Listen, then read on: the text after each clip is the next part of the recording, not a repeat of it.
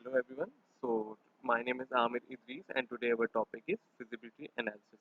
अगर हम entrepreneurship के किसी भी बिजनेस के हवाले से बात करें या कोई भी बिजनेस है उसमें feasibility analysis का होना लाजमी है।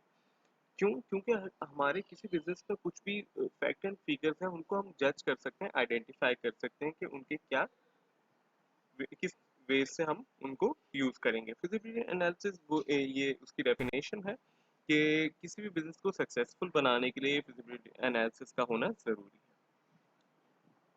अब हम बात करें फिजिबिलिटी एनालिसिस के एलिमेंट्स की। किस कौन कौन से एलिमेंट्स हैं जो फिजिबिलिटी एनालिसिस को करने में यूज होते हैं।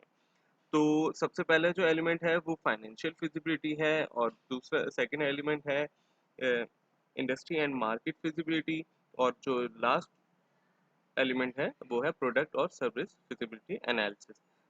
फर्स्ट हम बात करेंगे industry and market feasibility analysis. जो industry and market feasibility analysis है इसमें हमको आइडेंटिफाई और अंडरस्टैंड करना पड़ेगा जो हमारी मार्केट में किस तरीके से जो हमारे सप्लायर हैं, जो बायर हैं हमसे लेने वाले सब्स्टिट्यूट, किस तरीके से वो हम अगर किसी मार्केट में एग्जिस्ट कर रहे हैं या हम करने वाले हैं तो किस तरीके से हम उसको मैनेज करेंगे। और हमें आइडेंटिफाई होना चाहिए उनके फैक्ट एंड फिगर्स कि किस तरीके से हमें कौन सा सप्लायर ज़्यादा ज़रूरी रहेगा, बेहतर रहेगा, जो हमें चीप रेट्स में अच्छी प्रोडक्ट प्रोवाइड कर सकता है। तो जो अगर हम इंडस्ट्री और एंड मार्केट फिजिबिलिटी एनालिसिस की बात करें इसमें हमारे पास जो नेक्स्ट चीज़ आती है वो ये है porter 5 forces model. 5 forces model के नाम से भी ये मशहूर है और पोर्टर 5 फोर्सेस मॉडल के नाम से भी ये जाना जाता है। अगर हम इसमें बात करें इसमें 5 चीज़ें आ जाती हैं। ये आप मेरा ये देख सकते हैं। तो सबसे पहले जो आ रही है हमारे पास जो आ जाता है वो है सप्लायर। कल्सर जा रहा है, आप देख सकते हैं सप्लायर, बायर, सब्स्टिट्यूट, कॉम्पिटिशन और न्यू थ्रेट। फॉर एग्जांपल अगर यहाँ पर जो इस इन 5 चीज़ों को जो बताने के लिए मैंने जो एग्जांपल आप कोट डाउन कर रहा हूँ वो एक कैफ़े, टी कैफ़े की है, जो चाय का कैफ़े होता है उससे मैं आपको रिलेट करूंगा ताकि आप इजीली अंडरस्टैंड कर सकें। सबसे पहली चीज़ आ जाती है अगर किसी आपकी चाय टी कैफ़े है तो आपके जो न्यू एंट्रेंस ऑफ थ्रेड होगा जो फॉर एग्जांपल आपकी किसी भी वो शॉपिंग मॉल में अगर शॉप है टी कैफ़े की तो आप वहाँ पर आपको सबसे पहले आइडेंटिफाई करना पड़ेगा कि अगर कोई नई कैफ़े वाला एंटर करना चाहता है तो उसको क्या थ्रेड फेस करने पड़ेंगे। वो थ्रेड किसी भी तरीके से हो सकते हैं, एनवायरमेंटल थ्रेड हो सकता है, सप्लायर और डिस्ट्रीब्यूटर का थ्रेड हो सकता है, उसको क्या क्या हर्डल फेस करनी पड़ेंगी ये आ जाएगा न्यू एंट्रेंस में। उसके बाद आ जाता है बायर और सप्लायर। ये दोनों चीज़ें कहीं ना कहीं है तो डिफरेंस है यहाँ पर क्योंकि 5 फोर्सेस में पांचों इंडिविजुअल हैं लेकिन रिलेट बहुत ज़्यादा करती हैं। अगर हम सबसे पहले बात करें बायर की, बायर में आ जाती है ये चीज़ कि अगर आप फॉर एग्जांपल ये अभी कॉफ़ी जो चाय की एग्जांपल है वही हम कोट डाउन कर रहे हैं। अगर मैं चाय फॉर एग्जांपल है वो काफ़ी ज़्यादा एक्सपेंसिव प्रोवाइड कर रहा हूँ अपने कस्टमर को तो उनकी बाइंग पावर पे भी इफ़ेक्ट होगा। क्या हमें आइडेंटिफाई करना पड़ेगा बायर्स में कि क्या हमारे बायर्स जो हैं वो उस चाय को परचेज आउट कर सकते हैं इजीली या नहीं कर सकते, या हमारे रेट्स किस तरीके से हैं कि बायर इजीली हमारी जो प्रोडक्ट को पिक कर रहा है या नहीं कर रहा। और वो सबसे उसकी बेसिक क्या है वो है सप्लाई। अगर हमें सप्लायर ही बहुत बहुत एक्सपेंसिव प्रोडक्ट प्रोवाइड कर रहा है तो ऑटोमेटिकली हम जो अपने सेलर को भी वो एक्सपेंसिव देंगे और हमारे कस्टमर ऑटोमेटिकली डिस्ट्रॉय होंगे अगर वो हम इतनी एक्सपेंसिव चीज़ प्रोवाइड करेंगे।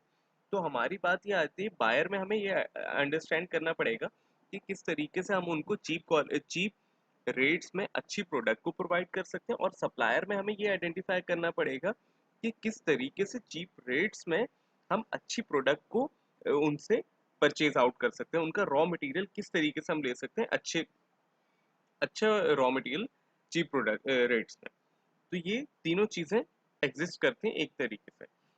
अगर हम जो हमारी फोर्थ हेडिंग है उसकी हम बात करें तो सब्स्टिट्यूट। सब्स्टिट्यूट से मुराद ये है कि किसी भी चीज़ का उस सेम फील्ड में नहीं होता लेकिन उससे रिलेटेड कुछ हो।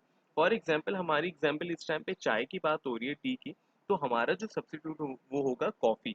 हमें ये आइडेंटिफाई करना पड़ेगा कि उस मार्केट के अंदर कितनी कॉफ़ी शॉप्स हैं ये कॉफ़ी कैफ़ेज़ हैं कि जहाँ से हमें जहाँ से वो जो हमारी टारगेट ऑडियंस है, वो कहीं हमें छोड़ के हमारे प्राइस ज़्यादा होने की वजह से या हमारी क्वालिटी में फ़र्क होने की वजह से, क्या वो उनसे जाके परचेज़ आउट तो नहीं कर रहे? तो हमें सब्स्टिट्यूट को भी अंडरस्टैंड करना पड़ेगा। But last not the least, इन सबको देखते हुए हमें अपने कॉम्पिटिशन को भी अंडरस्टैंड करना है कि क्या कॉम्पिटिशन चल रहा है, क्योंकि supplier, buyer, substitute, new threat को देखते हुए, इन सब कुछ चीज़ों को एक जगह जमा करते हुए हमें अपने कंपटीशन को भी अंडरस्टैंड करना है। किस तरीके से हमने उनको, अपनी टारगेट ऑडियंस को अपने पास अट्रैक्ट करना है, एज अ प्रमोशन किस तरीके से कर सकते हैं, उस चीज़ को भी आइडेंटिफाई करना पड़ेगा। ये था 5 फोर्सेस मॉडल। अब हम बात करेंगे नेक्स्ट जो उनका, ये सारी हेडिंग्स है, इंडिविजुअल इलेबरेट किए हैं, वो मैंने आपको एक उसमें सिखा दी। बायर है, न्यू एंट्रेंस है, सब्स्टिट्यूट है, राइवल है, और नेक्स्ट आ जाता है जो सेकंड एलिमेंट था, है प्रोडक्ट और सर्विस फिजिबिलिटी एनालिसिस। अगर हम प्रोडक्ट और सर्विस फिजिबिलिटी एनालिसिस की बात करें तो इसमें मेन चीज़ आ जाती है आपकी रिसर्च। रिसर्च जो होती है, अगर हम रिसर्च की बात करते हैं तो रिसर्च की दो टाइप्स हैं। एक प्राइमरी रिसर्च है और दूसरी है वो सेकेंडरी रिसर्च। प्राइमरी रिसर्च और सेकेंडरी रिसर्च में अक्सर ये होता है, इंसान भूल जाता है कि कौन सी प्राइमरी थी और कौन सी सेकेंडरी थी। तो इसका बहुत ही इजी वे है। सेकेंडरी रिसर्च से मुराद है second hand data. Secondary research से मुराद है second hand data, primary research से मुराद है फर्स्ट हैंड डाटा। तो इसकी बहुत ही ज़्यादा इजीली आप उसको आइडेंटिफाई कर सकते हैं, अंडरस्टैंड कर सकते हैं। सबसे पहले हम बात करते हैं प्राइमरी रिसर्च की। प्राइमरी रिसर्च वो रिसर्चेज होती हैं जो हम एज अ क्वेश्चनर खुद अपने अपने वो विद बाय हैंड हम लोग किसी से अपना क्वेश्चनर फिल आउट करवाएं, एज अ सर्वे। कंज्यूमर और कस्टमर से खुद आइडेंटिफाई करते हैं, फोकस ग्रुप प्रोवाइड करें ताकि हम उनसे अपना डाटा कलेक्ट कर सकते हैं बाय हिमसेल्फ। और जो सेकेंड हैंड डाटा होता है, सेकेंड हैंड डाटा हम कहीं से भी कॉपी कर सकते हैं। फॉर एग्जांपल कोई आर्टिकल हो सकता है, कोई मार्केट रिसर्च हो सकती है, किसी वेबसाइट से हो सकता है। डेमोग्राफिकल डाटा होता है जो पहले से एग्जिस्ट कर रहा हो मार्केट में, हम उसी को ही कॉपी करके अपनी रिसर्च में यूज करें, वो आ जाएगा हमारा सेकेंड हैंड डाटा। तो ये डिपेंड करता है, ये सेकंड ये प्रोडक्ट और सर्विसेज फिजिबिलिटी एनालिसिस में यूज हो रहा है, वो आपके पर बेस कर रहा है कि आप किस तरीके से उस पर रिसर्च करो, या प्राइमरी रिसर्च करो या सेकेंडरी रिसर्च करो। ये था second one. Last but not the least, financial feasibility analysis. Financial feasibility analysis में तीन चीजें आ जाती हैं: कैपिटल रिक्वायरमेंट, अर्निंग, और हमारा रिटर्न ऑफ इन्वेस्टमेंट।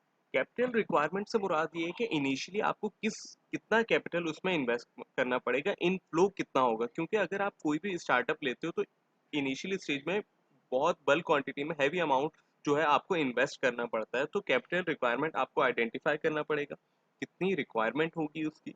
उसके बाद आपको अर्निंग भी एस्टिमेटेड करनी पड़ेगी कि इतनी अर्निंग मुझे, for example per month per year, मैं उसको मुझे हासिल होगी एज अ प्रॉफिट के तौर पे। और रिटर्न ऑफ इन्वेस्टमेंट, कितने टाइम में मैं अपने प्रोडक्ट का रिटर्न ऑफ इन्वेस्टमेंट कर सकता हूँ। अगर हमें इन तीनों चीज़ों का पता होगा, तभी हम इजीली कोई भी प्रोडक्ट को अपना फॉर एज ए इन्वेस्टमेंट के तौर पे हम उसको यूटिलाइज कर सकते हैं। ये था आज का प्रॉपर फिजिबिलिटी एनालिसिस का टॉपिक। काइंडली आप हमारे पेज को लाइक कीजिएगा, सब्सक्राइब कीजिएगा, सीख लो यार को। और अगर आपको कोई भी क्यूरी होती है तो आप काइंडली हमसे कमेंट्स में पूछ सकते हैं। Thank you so much.